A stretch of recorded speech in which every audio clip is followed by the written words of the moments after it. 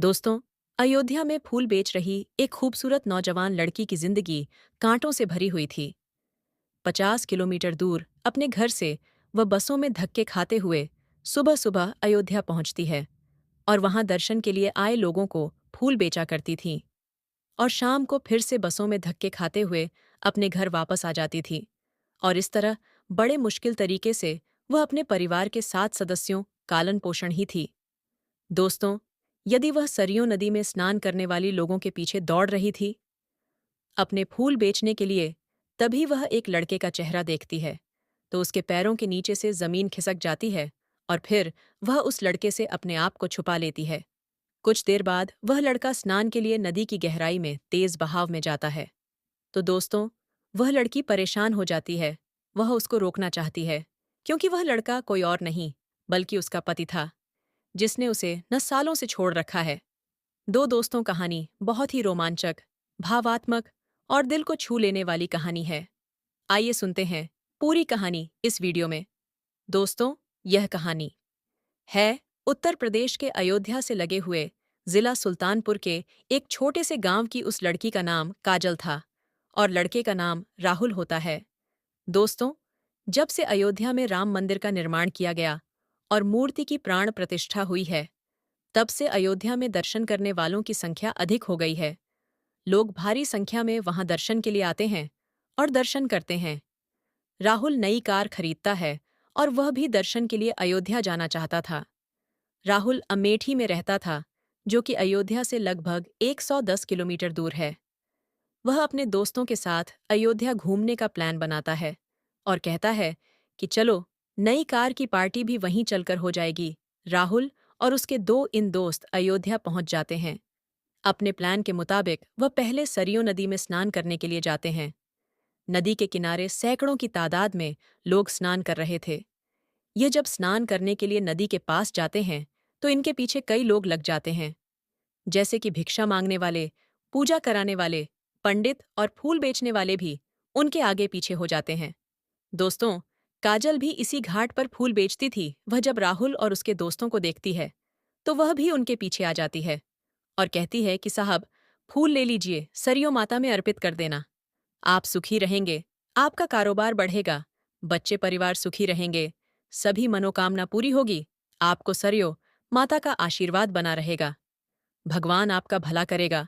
इस तरह से जब वह उसके दोस्त से कहती है तो उसका दोस्त रुक जाता है और वह उससे पूछता है कि कितने रुपए में आप यह फूल बेच रही हैं। दोस्तों, उसने कागज की एक प्लेट में फूलों को सजाकर रख रखा था और वह कहती है कि साहब, यह एक प्लेट 10 रुपये की है। तो दोस्तों, उसका दोस्त कहता है कि मुझे ऐसी 4 प्लेट फूलों की दे दो। और वह काजल से पूछता है कि यह फूल पत्तियां डालना सरयू जी में अलाउ है क्या? तो वह कहती है कि जी साहब, अलाउ है। हालांकि अलाव नहीं है, लेकिन उसकी रोजी रोटी थी, उसे फूलों को बेचना था, तो कह देती है कि हाँ साहब, अलाउ है। अब वह अपने दोस्तों को आवाज लगाते हुए कहता है कि यार, फूल तो ले लो। और जब वे पीछे मुड़कर देखते हैं तो काजल जब राहुल को देखती है तो उसके पैरों के नीचे से जमीन खिसक जाती है।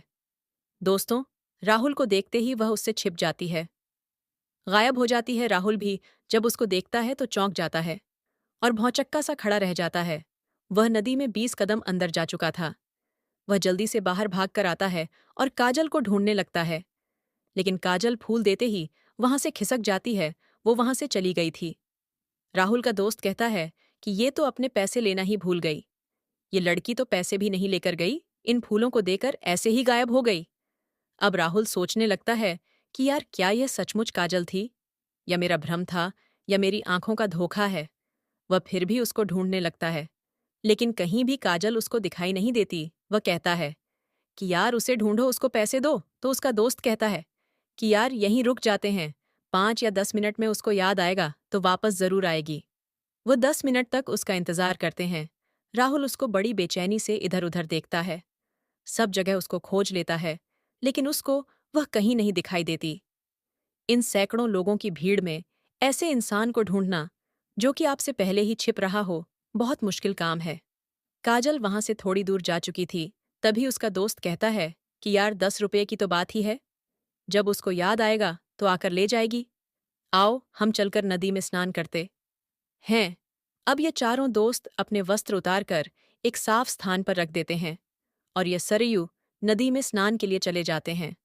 नदी में बहुत लोग स्नान कर रहे थे, लेकिन इन दोस्तों में उत्सुकता कुछ ज्यादा ही थी। तो ये धीरे धीरे और ज्यादा गहरे पानी में आगे की तरफ बढ़ते हैं, क्योंकि किनारे पर जो पानी था, ज्यादा लोगों की हलचल से वह मटमैला हो चुका था, खराब हो चुका था, वह गंदा हो चुका था। तो ये साफ पानी में नहाना चाह रहे थे, लेकिन दोस्तों, पानी का भाव बहुत तेज था। अब दोस्तों, काजल उनको थोड़ा पास और आ जाती है और छुपकर राहुल को निहारने लगती है, क्योंकि 3 साल बाद वह राहुल को देख रही थी। दोस्तों, राहुल को देखती हैं, जो कि गहरे पानी में चला जाता है, तो जैसे होता है कि अपनों के लिए चिंता होने लगती है, तो यही कुछ हाल काजल का होने लगता है। वो राहुल को लेकर थोड़ा परेशान हो जाती है। तभी उसको एक लड़का दिखाई देता है। वो उससे कहती है कि इधर आ बाबू, और उन लोगों से बोल दे कि ज्यादा आगे गहरे पानी में ना जाए, पानी का बहाव बहुत तेज है। ये लोग किनारे पर ही नहा सकते हैं। दोस्तों, वह लड़का उनके करीब जाता है और जोर से कहता है कि आप लोग ज्यादा गहराई में जा रहे हो, आगे बहुत गहरा पानी है, आप लोगों को बहने का खतरा है, इतनी अंदर मत जाओ, नदी का बहाव बहुत तेज है। तभी कुछ लोग तो किनारे आ जाते हैं उसकी बात को सुनकर, लेकिन राहुल उसकी बात नहीं सुनता और वहीं खड़ा रहता है, बल्कि और गहराई में जाने लगता है। नदी के अंदर वह लड़का तो बोलकर चला जाता है, लेकिन काजल से अब सब्र नहीं होता। वह भी नदी के किनारे पानी के अंदर चली जाती है और राहुल को आवाज लगाते हुए कहती है कि जब आपको मना किया जा रहा है, तो आप और ज्यादा पानी में क्यों जा रहे हो। दोस्तों, जब राहुल काजल की तरफ देखता है, उसका चेहरा देखता है पानी के अंदर, वह एक साधारण सी साड़ी पहने खड़ी थी और राहुल को आगे जाने से मना कर रही थी, उसको आगे जाने के लिए रोक रही थी। दोस्तों, राहुल यह मंजर देखता है तो उसकी आंखों में आंसू आ जाते हैं। उसकी हालत देखकर लगता है कि वह काजल को भूला नहीं था और वह काजल भी उसको देखकर रोने लगती है और रधे गले से कहती है कि आप और गहरे पानी में क्यों जा रहे हैं, इधर आ जाओ ना नहाने के लिए। दोस्तों, अब वहां उपस्थित सभी लोग काजल को देखने लगते हैं और राहुल के तीनों दोस्त भी यह सब देखकर अचंभे में पड़ जाते हैं। दोस्तों, जिस पत्नी को राहुल ने 3 सालों से छोड़ रखा था, जो दर-दर की ठोकरी खा रही थी, आज भी उस पत्नी के दिल में उसके लिए इतना प्यार था, इतनी फिक्र थी। उसकी यह मोहब्बत देखकर राहुल खुद को संभाल नहीं पाता और वहीं फूट-फूट कर रोने लगता है। उसको ऐसा रोता देख उसके दोस्त और ज्यादा घबरा जाते हैं और वह सभी उसके पास जाते हैं और उसे संभालते हुए पूछते हैं कि यार, ये तो फूल बेचने वाली है, इसे तू जानता है क्या, कौन है? ये तो राहुल कहता है कि यार यही तो मेरी पत्नी है, जिससे मैं 3 सालों से अलग रह रहा हूँ। 3 सालों के बाद आज मैं इसे इस हालत में देख रहा हूँ। तो उसका एक दोस्त कहता है कि यार, मैं तो समझ रहा था कि ये अपने पैसे मांगने के लिए आई है और इस तरह से कह रही है। तो दोस्तों, राहुल कहता है कि नहीं यार, ये मेरी पत्नी है जो फूल बेच रही थी। उसके दोस्त भी ये बात सुनकर हैरान रह जाते हैं। वह काजल की तरफ देखते हैं। काजल एक नॉर्मल सी साड़ी पहने हुए पानी के अंदर खड़ी थी। तभी एक दोस्त कहता है कि अरे यार, ये हमारी भाभीज हैं, ये तो बहुत ही सुंदर है। वह काजल के पास जाता है और उसे संभालते हुए कहता है कि देखो भाभी जी, यहाँ मत रोइए, सभी लोग देख रहे हैं, कोई क्या कहेगा, क्या सोचेगा। दोस्तों, हजारों लोगों की भीड़ में इनकी एक अलग ही कहानी शुरू हो गई थी। वह उन दोनों को पानी से बाहर लाते हैं। राहुल काजल के पास जाता है तो काजल उसका हाथ पकड़कर रोने लगती है। अब राहुल उसको समझाता है और चुप कराने के बाद कहता है कि आओ, तुम भी स्नान कर लो। लेकिन वह मना करती है और कहती है कि मैं तो सुबह आकर ही सबसे पहले नहा लेती हूँ और उसके बाद यह फूल बेचती हूँ। मैं अब और नहीं नहा सकती, मेरे कपड़े भी गीले हैं। अब राहुल और उसके दोस्त नहाने चले जाते हैं। अब दोस्तों, राहुल और काज साथ में फोटो वगैरह भी खींचते हैं। दोनों बहुत खुश थे, काफी दिनों बाद मुलाकात हुई थी। अब यह नहाकर बाहर आते हैं और अपने कपड़े बदलते हैं। तभी वहां एक 12 साल का लड़का आता है और काजल से कहता है कि दीदी, दीदी मेरे पास फूल खत्म हो गए हैं, मुझे और फूल दे दो ना। वहां आगे 3-4 लोग खड़े हैं, जो फूल मांग रहे हैं, मैं फूल ले जाकर उन्हें बेच दूंगा। तो काजल कहती है कि जा बाबू, वहां पन्नी के अंदर रखे हैं, जाकर ले ले। उसके बाद वह लड़का फूल लेकर चला जाता है। अब यह सब साथ में चाय नाश्ता करने के लिए एक छोटे से होटल पर जाते हैं, जो कि घाट के ही बहुत नजदीक था। वहां बैठकर चाय नाश्ता करते हैं। और राहुल काजल से कहता है कि तुम्हारा घर तो यहाँ से काफ़ी दूर है। तुम यहाँ कब से ये काम कर रही हो? क्या हाल चाल है? तुम्हारी फैमिली में सब कैसे हैं? उसके बाद दोस्तों, जो काजल अपना हाल सुनाती है, अपने हालात बताती है, तो उसको सुनने के बाद सभी की आंखों में आंसू आ जाते हैं। सभी गमगीन हो जाते हैं। दोस्तों, जब राहुल और काजल की शादी हुई थी, तो बारात वाले दिन डीजे नाच गाने को लेकर बाराती और घराती में झगड़ा हो गया था और खूब मारपीट भी हुई थी। छोटी सी बात को लेकर हुआ यह झगड़ा देखते ही देखते बहुत बढ़ जाता है और दोनों पक्षों में गंभीर चोटें भी आती हैं। इस झगड़े का अंजाम यहाँ तक पहुंच जाता है कि शादी के बिना ही बारात लौटने वाली थी, लेकिन जब कुछ समझदार लोग बीच में पड़ते हैं और समझा बुझाकर किसी तरह से शादी को करा देते हैं, लेकिन शादी होने के बाद जब काजल अपने ससुराल पहुंचती है, तो उसको वह इज्जत नहीं मिलती जिसकी वह हकदार होती है।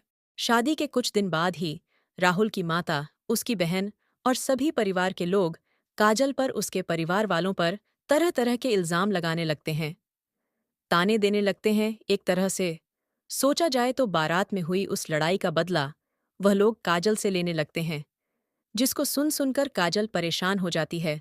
लेकिन कैसे भी करके वह अपने सरसरा में रह रही थी, क्योंकि राहुल काजल से बहुत प्यार करता था। उसके दिल में काजल को लेकर कोई भेदभाव नहीं था। वह उसे प्यार की नज़र से देखता था, इसलिए वह 6 महीने तक अपने ससुराल में रुकी रही और सभी की खरी खोटी बातें सुनती रही। राहुल एक पढ़ा लिखा लड़का था। उसकी एक मेडिकल की शॉप थी। वह अच्छा खासा पैसा कमाता था।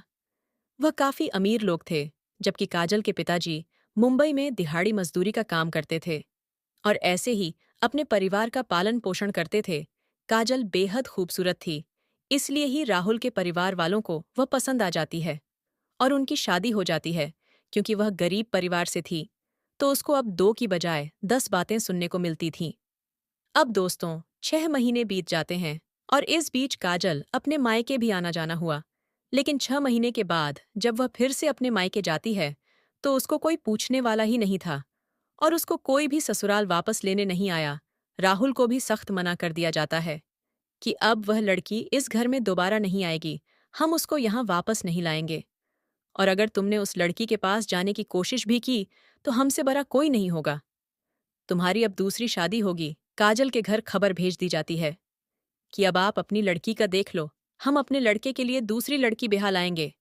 अब यह रिश्ता और नहीं चल सकता। अब दोस्तों, काजल के पिताजी को इस बात का बहुत गहरा सदमा लगता है और 2 महीने के बाद ही उनकी मृत्यु हो जाती है। घर में सिर्फ वही एक कमाने वाले थे। उनके गुजरने के बाद परिवार बिल्कुल अनाथ हो जाता है। अब इस परिवार में काजल के दादाजी, दादी जी, काजल की माँ और एक 18 साल की बहन। जब काजल की शादी हुई थी, तो काजल की उम्र 21 साल थी और उनके 2 छोटे भाई, एक की उम्र महज 11 साल और दूसरे की उम्र 14 साल थी। कुल मिलाकर घर में 7 लोगों का खर्चा अपने आप में ही एक बहुत बड़ी चुनौती थी। इन लोगों की हालत बद से बदतर हो जाती है, खाने पीने के भी लाले पड़ जाते हैं। दोस्तों, सरकारी राशन तो मिलता था, लेकिन राशन के अलावा भी बहुत सारे खर्चे होते हैं। दोस्तों, बहुत ही ज्यादा तंगी हो जाती है। अब काजल क्या करती?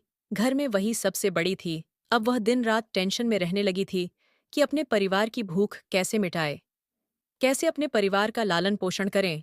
काजल की माँ को कभी कभी मजदूरी मिल जाती, पर इतने बड़े परिवार का इतने कम पैसों से गुजारा करना बहुत मुश्किल। और उधर उसका जो पति होता है राहुल, वह एक मेडिकल और खोल लेता है। उसके अब 2 मेडिकल स्टोर चलते हैं। एक पर उसके पिताजी बैठते हैं और एक पर वह खुद बैठता था। लोगों को तो किसी चीज की कमी नहीं थी, बहुत सफल जीवन बिता रहे थे। लेकिन इधर काजल के परिवार की स्थिति कुछ ठीक नहीं थी। अब दोस्तों, कुछ समय ऐसे ही बीत जाता है। एक दिन सुबह सुबह काजल के घर एक आदमी आता है, जो कि अभी अभी अयोध्या से घूम कर आया था। काजल ने अपने आंगन में एक फूलों की छोटी सी क्यारी लगा रखी थी। वह आदमी उन फूलों को देखते हुए कहता है कि अरे यार, अयोध्या में इतने महंगे फूल मिलते हैं कि अगर इतने ही फूल वहां ले जाकर बेचे जाएं, तो बड़े आराम से 45,000 के बिक जाएंगे। दोस्तों, वह ये बात कहकर चला जाता है, लेकिन काजल के दिल दिमाग में ये बात पूरी तरह से फिट हो जाती है। वह अगली सुबह सभी फूलों को तोड़कर अपने छोटे भाई को साथ लेकर बस से अयोध्या के लिए निकल जाती है। दोस्तों, वह थोड़ा लेट पहुंचती है, लेकिन फिर भी गांठ पर जाकर जो भी 10 से 12 किलो फूल होते हैं उन्हें बेच देती है और लगभग 1500 कमा लेती है। शाम को अपने घर जाती है। वह बहुत खुश थी। अब जो घर के फूल थे वह सभी खत्म हो चुके थे। तो वह अपने बड़े भाई से कहती है कि तुम जाकर मंडी से पता लगवा हो कि फूल कहाँ मिलते हैं। उसका भाई मंडी में जाता है और वहां से 15 किलो फूल लेकर आ जाता है। दोस्तों, अब वह रोजाना ऐसे ही मंडी से फूल खरीदते और काजल और उसका छोटा भाई बस में वह फूल रखकर अयोध्या ले जाते और वहां बेच देते। दोस्तों, 2 साल से यह लोग यही काम कर रहे थे और जब राम मंदिर का निर्माण हुआ तो वहां और ज्यादा लोग दर्शन के लिए आने लगे और लोगों की भीड़ बढ़ गई, जिससे इनके फूलों की बिक्री और ज्यादा होने लगी। दोस्तों, ये मंडी से 10,000 के फूल खरीदते और अयोध्या में उन्हें आराम से 13,500 के बेच देते। सब कुछ खर्च निकालकर लगभग यह लोग 3,500 बचा लेते थे। लेकिन इसके लिए उन्हें सवे सवेरा उठना होता और देर शाम तक घर लौटते थे। बहरहाल, कुछ इस तरह से इस परिवार का खर्चा चलने लगता है और यह कड़ी मेहनत करके अपना जीवन बिता रहे थे। काजल बेहद खूबसूरत थी, इसलिए वह जमाने की गंदी नजरों से बचने के लिए खुद को सामान्य सा दिखाती थी। नॉर्मल सी पुरानी साड़ी पहनती थी और 25 की उम्र में भी वह 45 साल जैसी लगती थी और अपने भाई को भी हमेशा साथ रखती ताकि उसे कोई अकेले देखकर छेड़े ना, परेशान ना करे। उस दिन भी वह घाट पर फूल ही बेच रही थी जब राहुल को वह देखती है और राहुल उसे देखता है। दोस्तों, अपनी आप भीति बताने के बाद काजल रोने लगती है। राहुल भी उसकी दुख भरी कहानी सुनकर रोने लगता है। सभी लोगों की आंखें नम हो जाती हैं। फिर राहुल के दोस्त उससे कहते हैं कि यार, अब तू ही बता, इसमें भाभी जी की कहाँ गलती है? इनसे कौन सा ऐसा गुनाह हुआ जो तुम सबने इन्हें दर दर की ठोकरें खाने के लिए मजबूर कर दिया? यार, तू तो पढ़ा लिखा आदमी है। तुझे अपनी फैमिली को, अपने माँ बाप को, अपनी बहन को समझाना चाहिए था, लेकिन तूने इतनी बढ़िया लड़की को ऐसे ही छोड़ छोड़ दिया। अपने घर वालों की बातों में आकर फिर वह लोग कहते हैं कि अब तू संभल जा और भाभी जी के साथ साथ खुद की जिंदगी को खराब मत कर। आज से तू भाभीज को अपना ले और अपने घर लेकर चल। हम तुम्हारे साथ हैं। दोस्तों, राहुल के सभी दोस्त पढ़े लिखे थे और काबिल इंसान थे, पर काजल राहुल के साथ जाने के लिए मना कर देती है। वह कहती है कि वह अपने परिवार में अकेली ही बड़ी है। वह जैसे तैसे करके उनका पेट पाल रही है। अगर मैं ही चली जाऊंगी तो मेरे परिवार का क्या होगा? मुझे मेरी बहन की शादी भी करनी है। मैं ऐसे उन्हें छोड़कर नहीं जाऊंगी। लेकिन राहुल के दोस्त कहते हैं कि भाभी जी, आप अपने परिवार की बिल्कुल फिक्र छोड़ दो। आपका जो बड़ा भाई है उसको हम अपने साथ रखेंगे, उसको नौकरी दिलवाए और अच्छी खासी इनकम देंगे, जिससे आपके परिवार का खर्च चलता रहेगा। कोई दिक्कत नहीं है, बस आप फ्री रहे। आपने पहले ही बहुत ठोकरें खा ली हैं। इतना कड़ा परिश्रम तो कोई कर भी नहीं सकता। दोस्तों, अब ये काजल को लेकर उसके घर जाते हैं और जब काजल अपने घर पहुंचती है तो उसके घर वाले अपने दामाद जी को देखते हैं तो हैरान रह जाते हैं।